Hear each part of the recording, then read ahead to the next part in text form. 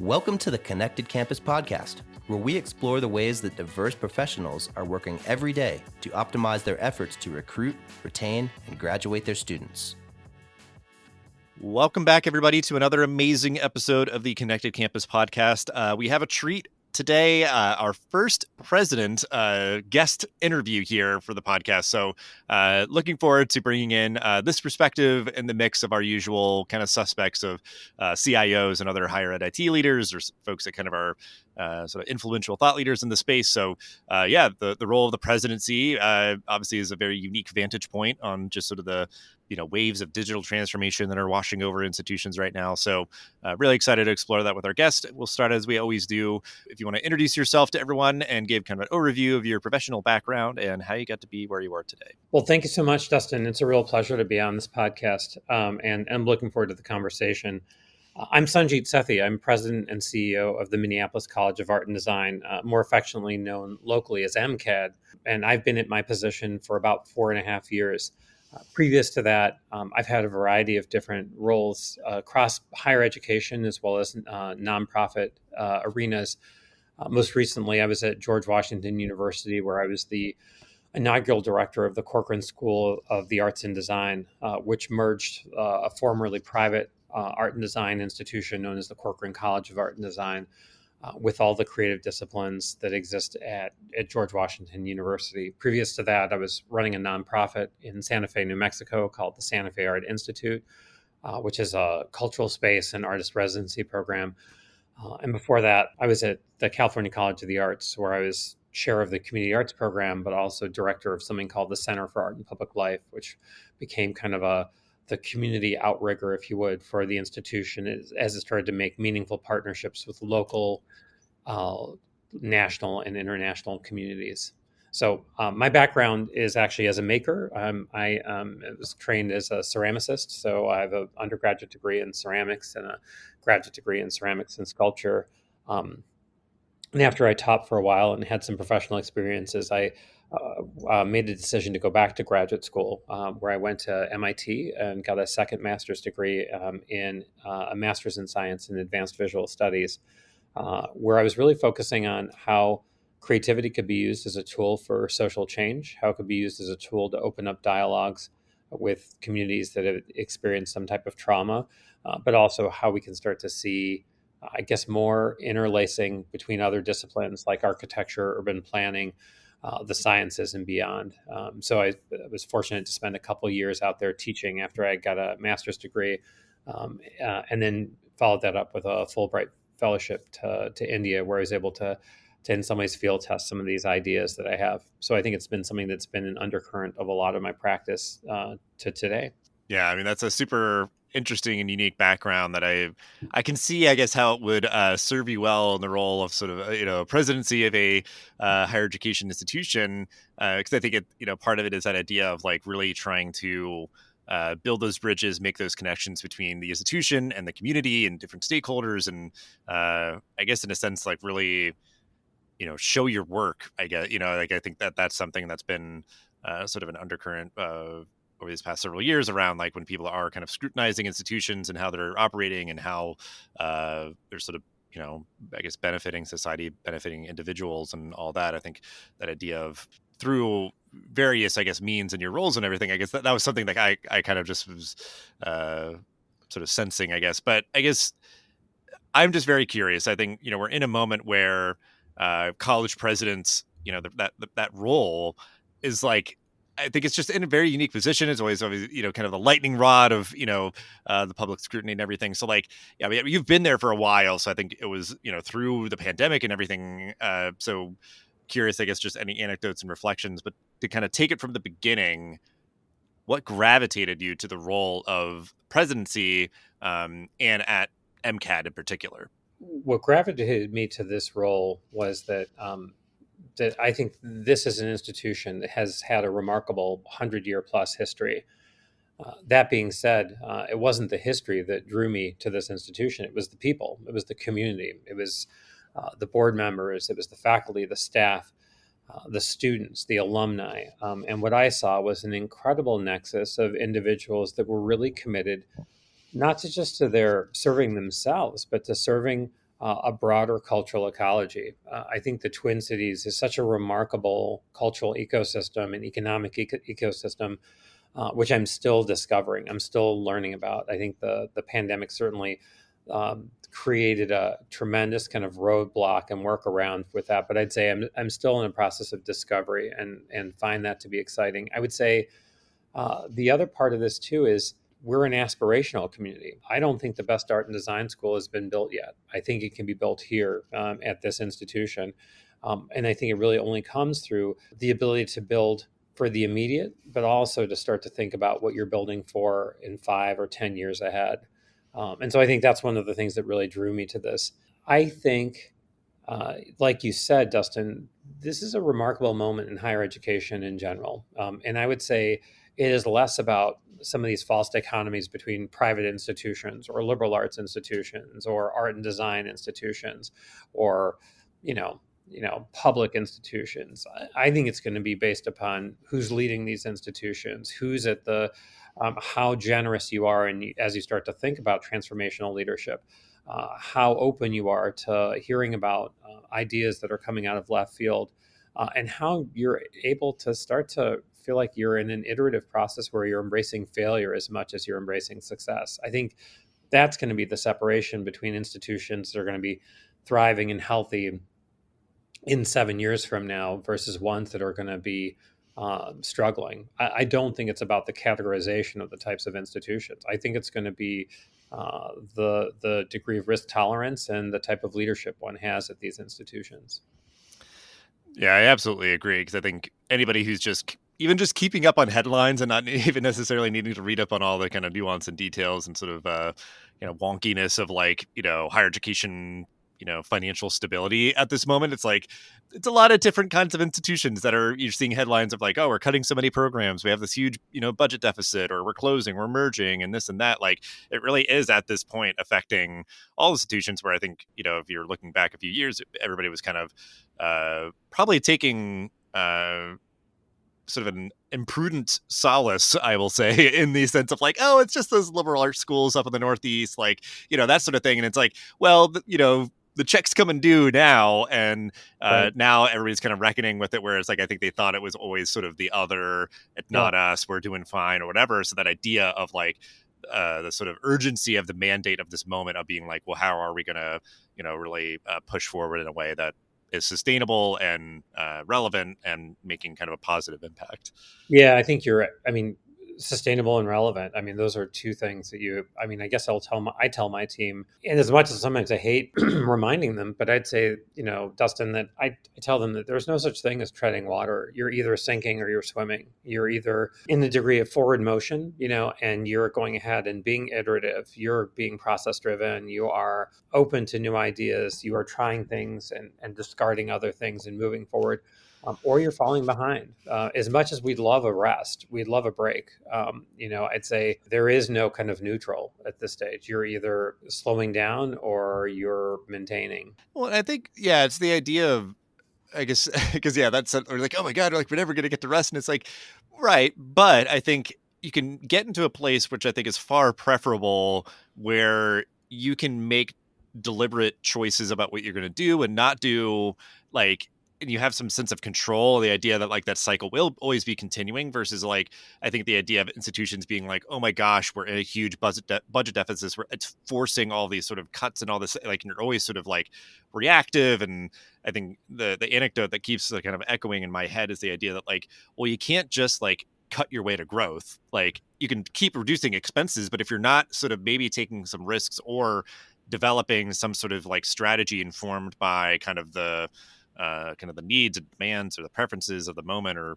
any of those sort of things, it's like you're always going to be kind of, I feel like, reactionary or something, and it's that idea like the perpetual motion, I feel like, will always be kind of negative, versus being like, well, we're executing on a plan that we kind of have to keep just hammering away at and everything, and building towards what we envision us being in the future and everything. So that's, I feel like, kind of something else too, is, yeah, like, well, okay, well, if we can't ever be just like in neutral anymore, then at least maybe we can try to build a plan that feels like we're the shepherds of our own destiny here, versus it being kind of inflicted upon us. Yeah, I mean, I think you build a degree of centrifugal force, right? Where you build a degree of where it's not just you; these ideas start to generate other ideas, and so I'm not trying to say you're always climbing uphill. What I am saying is that you want to stay in a constant state of motion, and since I think we have an artificial sense that longevity is a sign of success, right? A program's ability to go ahead and stay around for 20 years means it's a successful program.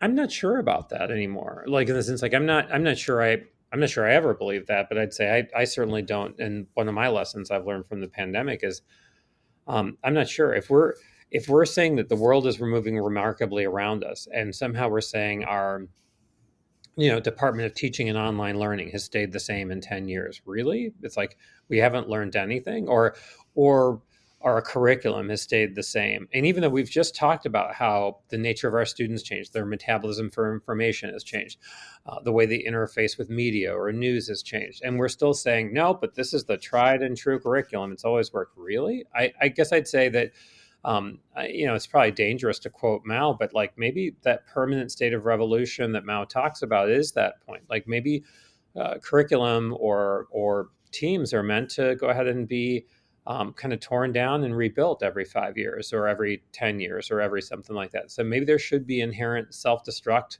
kind of buttons in some of the things that we do. And that regrowth is as important, right? It's these old growth forests that have never had a chance to have a kind of a regular kind of fire that all of a sudden have these mega fires that really are the ones that hurt them versus the idea of saying like maybe there is something kind of natural about this idea of us, kind of saying, yeah, every 7 years we have to tear down this curriculum and rebuild it again and understand what are the key assumptions that we had 7 years ago that have changed now. As someone who loves a good metaphor, I feel like that was all very like colorful illustration that very much captures kind of what we're getting at here. But and I guess you kind of acknowledge the idea of like a center for online teaching or something. Certainly a place that would be very important to keep kind of that cycle of rebirth and everything, just kind of reviewing and kind of critiquing, assumptions maybe from years ago and everything. So, again, we focus a lot on digital transformation here. So as one kind of dispatch from your tenure there at MCAD, like how has digital transformation been impacting an institution like yours? Because I feel like it might be kind of unique, obviously, as a art and design kind of institution. But yeah, any reflection? Certainly, I know you were through like the pandemic and everything over this time, so I'm sure there's no shortage. But maybe just as we've kind of put more of that, emergency remote teaching and everything kind of in the rearview mirror, how are you seeing kind of digital transformation kind of impacting MCAD? I'll start by if we like analogies, Dustin, and it sounds like you like a good analogy like I do. I think that there are some institutions that, as we emerge from the pandemic, really wanted to put on their red shoes and kind of tap them 3 times and go back to Kansas. And I would say I'm not one of them in the sense I think that like this idea of simply returning to normal. I mean, we're an art and design institution, so in-person instruction is really important. But to our credit, we always had a certain degree of some of our classes that were remote, even beforehand, even before. So we had a department of online teaching and learning. The one thing that I think that changed for us over the pandemic was that we've gone ahead, desegregated this idea of an office for online teaching and learning to basically just considering to be teaching and learning excellence. Since like so we've really renamed that program that we used to have, and we have staffed. We have a team that support this of an online teaching and learning, which we had before the pandemic, which helped us create field guides for how art and design instruction can go to be online and all of these things. It was invaluable. But I think one of the things we emerged from the pandemic was to say, let's not segregate the online part. This is all about teaching and learning excellence. Like, why are we creating kind of a separate lobe here? What we should be talking about is the different modalities of moving to a hybrid model or sometimes being online or going ahead and knowing that it's definitely in person, but still supported by technology in different ways. And I think that that's been one of those lessons learned, and I would say that the key is not to think about things in these like strategic, I'll call them antiquated, like SWOT analysis, kind of 4 quadrant kind of, models, but to think about things being more adaptive, right? Since like you want a support structure that's inherently adaptive, that isn't going ahead and simply saying, oh, it doesn't fit in bucket 1, 2, 3, or 4. Well, I don't know what we're going to do with it. And so I guess I would say that that's an example of kind of one of the things that I've taken away from the pandemic. Now, MCAD's an institution that was one of the first art, I think it was the first art and design institution, certainly way predating me, that offered its first entirely remote degree for art and design institutions. We offered a degree and we still do, an MA in sustainable design, which is completely remote. We also offer another MA in graphic and web design. And then over the pandemic, we launched an MA in creative leadership, and that creative leadership degree is 90% online, and then it has a 10% in-person component over the summer. And I'd say those are all healthy and thriving, but I'd say that they're thriving because inherently the curriculum and the support we provide them are all adaptive. It's not sticking to one plan the entire time. I like just that idea of, because I think that's indicative of the moment. It's a good example, I guess, that it could be applicable across, any aspect of kind of the digital experience at institution, is the idea of like, okay, well, let's not just have, because I'm sure some institutions did have this, like a center for online teaching and a center for like teaching excellence or whatever. It's like, Right. could we try to bring those people together, because it feels like they would, really, benefit from working together, and just that notion of, kind of manifesting the idea of like, good teaching is good teaching. And we kind of, can have it be more adaptive and more in tandem. And the idea of, I guess if you have any thoughts on this, of taking that line of thinking from like the academic experience and seeing how it applies to like just the general sort of campus experience, student life and everything else. Like, is there any observations that you have of how kind of the digital experience outside the classroom, is there any sort of way that that's been modeled in the same, form? I would say that that's something that we have a relatively introverted community, I'd say, of students, and I think that's somewhat typical of art and design institutions in general.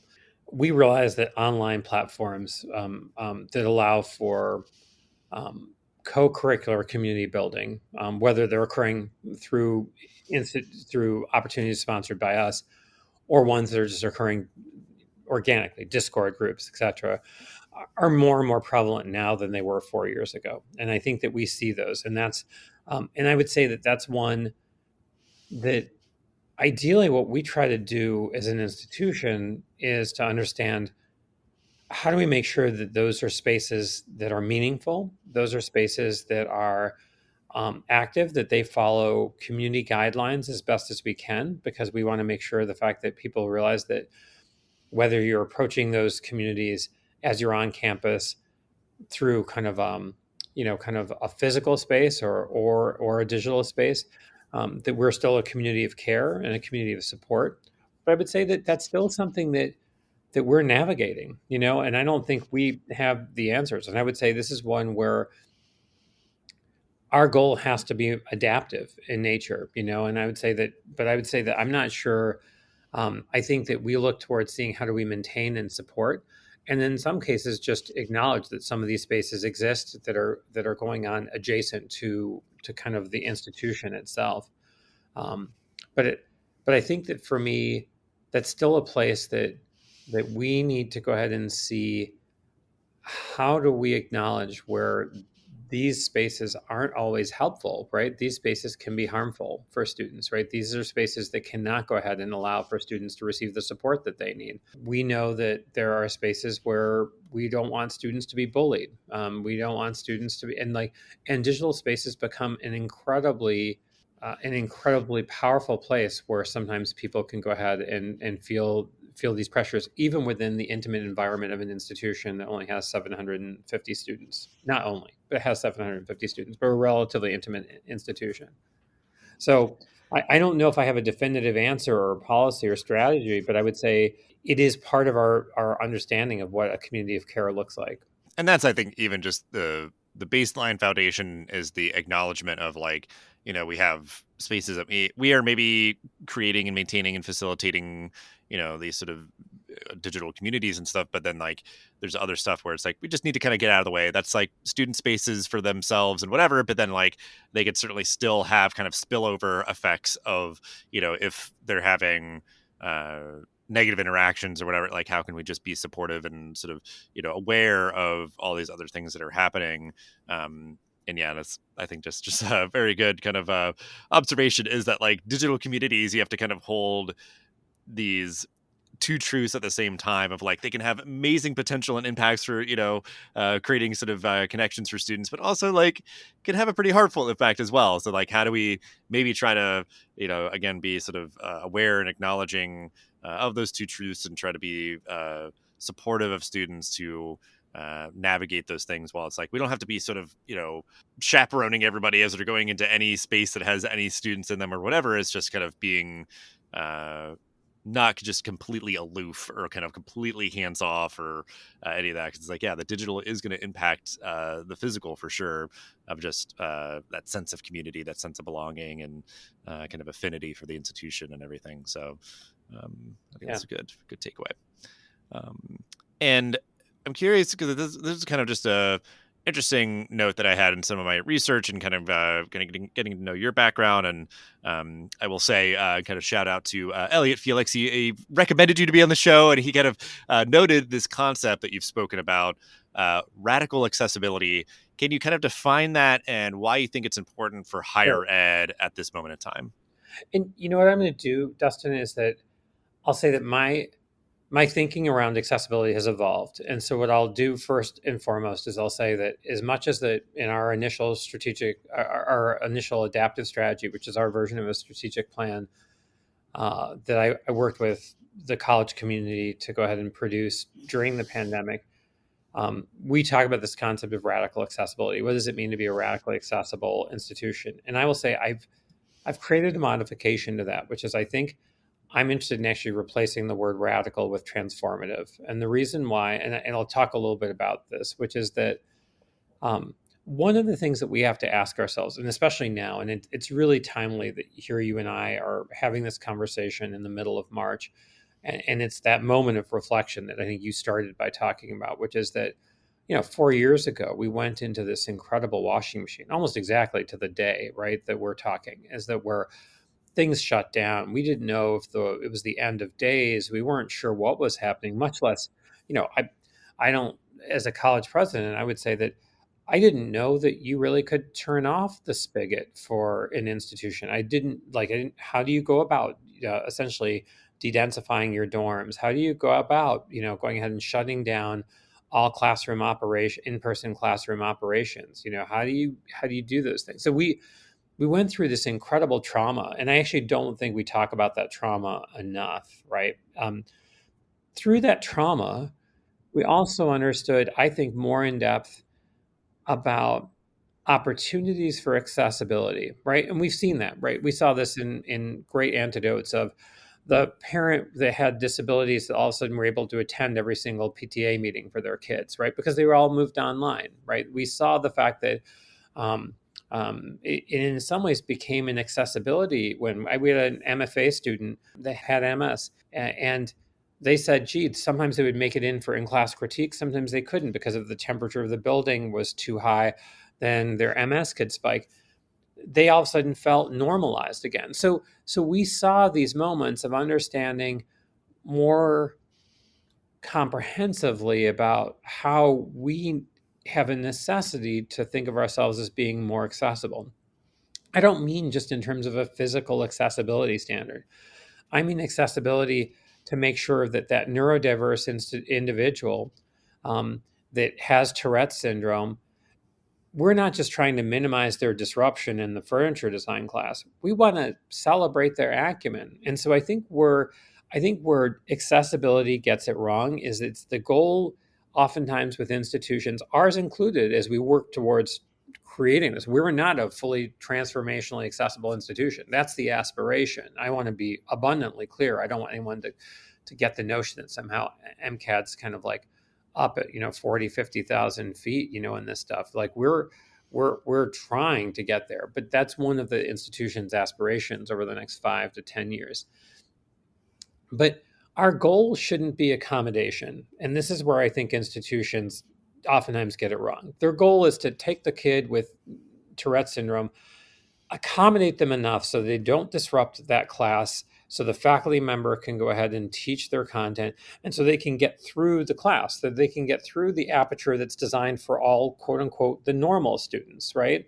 And that may be from a physical accessibility, from a neurodivergent accessibility point, whatever it is. If we start to think about accessibility from a transformational component, the goal is to say that individual with Tourette syndrome, I don't know why I'm picking on this individual, if we work in a way that celebrates their knowledge and their insights and their expertise and their life experiences, which includes them having Tourette syndrome, the entire class benefits, right? The entire class is elevated. We take the entire class to a higher level. So instead of this notion of them having to come in and fit through the aperture that we have for everyone else, transformative accessibility is thinking about how the entire community benefits when we help that student go ahead and be their best selves. The goal isn't to survive, to be in the conduit for everyone else. The goal is for them to be their best selves. And I think that the term, one of my predictions is that I think that the term accommodation is going to be seen as kind of as ableism, in the sense like it's going to be seen as being problematic, because accommodation, I don't think, should be the goal for higher education. It should be transformation. So I guess that's where I'm coming from.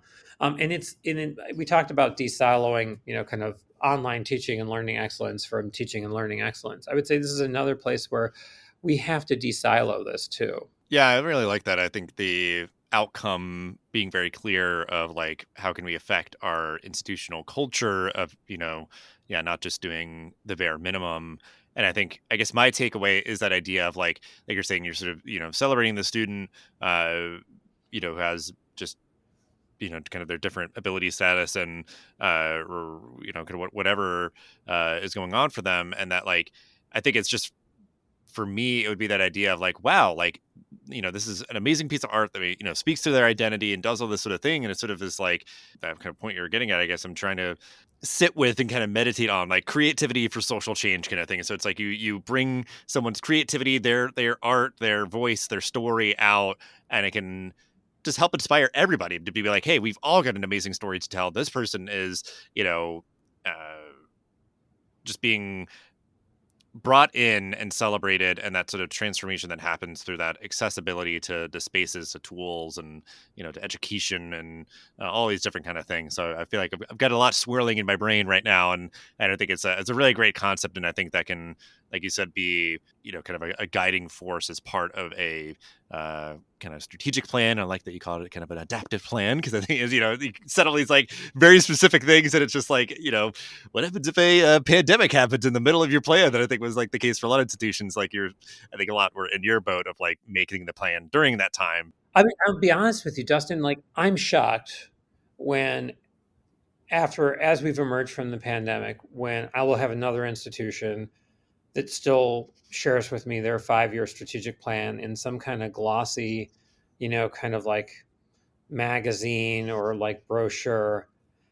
And I will be the first person to say that if you think I've got a crystal ball that allows me, especially after everything we've been through, and I think about what we've been through with the pandemic, what we've been through with a job market that has never been this way in my lifetime, with the incredible social reckoning that we have to deal with the murder of George Floyd, and all of these different factors, the increased damage to climate change, which has caused, some days air quality in, Minneapolis to be worse than Beijing. I mean, I would say that if someone's really going to tell me that they've got it all figured out for the next 5 years and they've got it all plotted out, like, wow, that's astonishing to me. And I will say that for me, we have to be adaptive. You have to convince your board to say, look, you're not playing it fast and loose with your key performance indicators, but you also have to realize that the important thing here is to build a plan, a strategy that's more like bamboo and less like steel, right? In the sense, like, it has to be flexible, it has to be adaptive, and that's what I mean. It's not me going ahead and like just changing the name as a sleight of hand. It is intentionally to say, here's the way that we can swivel. Here's the way that the goal here would be to pivot, because we know that 4 years ago we had to pivot, and I think the institutions that fared better were ones that were that were more nimble, more agile, more willing to go ahead and take risks. Absolutely. Yeah. I think that is definitely a great bit of advice. And I think is, yeah, a way for other leaders to kind of take a tough look in the mirror, I guess, of just like, yeah, how rigid are we being and why? I think it's just not going to serve many institutions, yeah, going into the future being, rigid like steel kind of things. I think I would, I guess in one sliver of it was like, I can appreciate your commitment to your convictions or your plan that you made, but it's like, that is not really the world that we're living in. And I think that, it's even just the idea of like, you would want students to, have experiences that are flexible and, we're teaching them to be kind of like comfortable with ambiguity. And like, there's certain like values or sort of aspects of this. It's just like, wouldn't we want to sort of kind of have a culture or have an environment where like those are things that we are kind of imparting onto our students, like just Right. this sort of mindset, this way that they kind of uh, certainly plan for the future, but don't sort of say like, well, if there's any sort of diversions, then you're a failure or something, like. So yeah, I really like that. And I think if there's any kind of quick anecdote here, because I would really love to get your perspective, because I think it is all kind of building to this, I guess. It's just like, I feel like you as the president of an art institution, I can just, sort of feel and hear like just a very different perspective on kind of, navigating what will likely continue to be a very turbulent future for higher education. I feel like there's a lot of great takeaways already of like how you feel like you're well positioned to do this, which is sort of your mindset, your culture, your values, as MCAD and everything. So any other sort of final thoughts on this of just sort of like how you see, because like I said, you don't have a crystal ball, you don't know exactly what's going to happen, but like just kind of speaking to that ability to kind of teach the skills or train the people that will be sort of successful into the future. Take this however you will, I guess, of just how you feel like a place like MCAD will be really successful and into this future for higher ed. I think that there has to be a tremendous focus on team care. I'm going to actually kind of bring things down to kind of to thinking about caring. We want to go ahead and elevate uh, voices that exist within our teams, for them to go ahead and be comfortable to share that outlandish idea that we didn't think we had time for, but we should. Um, we want to go ahead and make sure that we're a space that has high standards, but we're also a space that really celebrates experimentation. We've got to go ahead and be able to laugh and learn at our failures, and then go ahead and pick ourselves up and go ahead and try something again. And I guess I'd say that's kind of one of the pieces I really keep thinking about. I think there is no such thing as a problem that exists that doesn't have a cultural component, that doesn't have a technological component, and doesn't have a creative component to it that we're dealing with. And I think that we do ourselves a disservice to not thinking about those aspects of any problem we're dealing with, whether it's putting together the next budget for an institution or going ahead and thinking about how you handle an issue with the cafeteria on campus. There's always an issue with creativity, technology, community, and culture. And I guess I would say that for me, part of my job as president and CEO of the institution is to keep supporting our community of leaders, faculty and staff and mentors, to go ahead and feel like that they're supported in understanding those different dimensions to how we teach, how we learn, and how we support. Yeah, I like that because I think I guess to what you're kind of talking about is that idea of like risk tolerance and that being just sort of one kind of barometer, in the sense of like, how institutions have been navigating in this moment is if they've been very, I guess my takeaway of like, if you're very intolerant of risk, then like you are not supporting creativity and innovation. Like you're just going to be kind of squashing that probably from the top down, just sort of like, not willing to put the resources into these different and new ideas that could be really fruitful that idea of the presumption of like, well, we've existed for a long time. We've had all these programs that have existed for a long time, so we must be successful. They deserve to keep, existing. It's just sort of natural law. Like it cannot be sort of, questioned or whatever. So that idea was like, well, we're pretty tolerant of like, some appropriate risk that has a good justification or sort of potential for, return on the investment that we're making, and just sort of even probably, on its own merits, the idea of just, we want to have our staff and, faculty be able to operate with the knowledge of like, we want you to sort of, keep yourself open to creative and innovative new ideas, surface those, let's talk about them, let's explore them, try them out, learn from them if they don't work out, and those sort of things. So that's, just very, very refreshing to hear. And I feel like some people would think that, higher education institutions, traditionally, again, are kind of like intolerant of risk and creativity and all that. And I think especially I'd assume an institution like yours, MCAD, I think probably has been more so on the other side of that spectrum of just like, we always want to, certainly impart that on our students, but absolutely have it as part of our culture for faculty and staff as well. So, but we will end now. I feel like we, talk for a while about all this kind of very like, creativity culture and all this kind of stuff. But the final question we ask all of our guests: what does a connected campus look and or feel like to you? I think a connected campus for me is inherently a caring campus, right? And I think I've used that as a common thread through this conversation. I think it's one that's really driven by empathy. So a connected campus for me isn't, about some kind of distinguishing between a digital versus a physical campus. For me, it's a wholly integrated campus of care and support. A connected campus for me means that someone isn't just going ahead and looking out for the people that they're assigned to support, but they're looking out more holistically for the entire community, and they're feeling like that their ideas are celebrated and supported. So I think that's for me what a connected campus really looks like. Yeah, I really appreciate kind of centering it, on empathy, care, and all that, because it's like, a connected campus of individual, all connected to one another, should really, feel like it's a place where you belong, where you're cared for, you're supported, you're celebrated, all those sort of things. And I think, it is a good through line for this episode. And I really appreciate you being our first president on the Connected Campus podcast, bringing a great vantage point perspective to the conversations that we've had so far, and looking forward to having more presidents on here and just keeping this kind of conversation going in tandem with the other ones with our higher ed IT leaders that we usually have. But we'll be ways to connect with you and MCAD and all that, so folks can kind of check out what you're working on in the description for the episode. But just appreciate your time so much and your perspectives.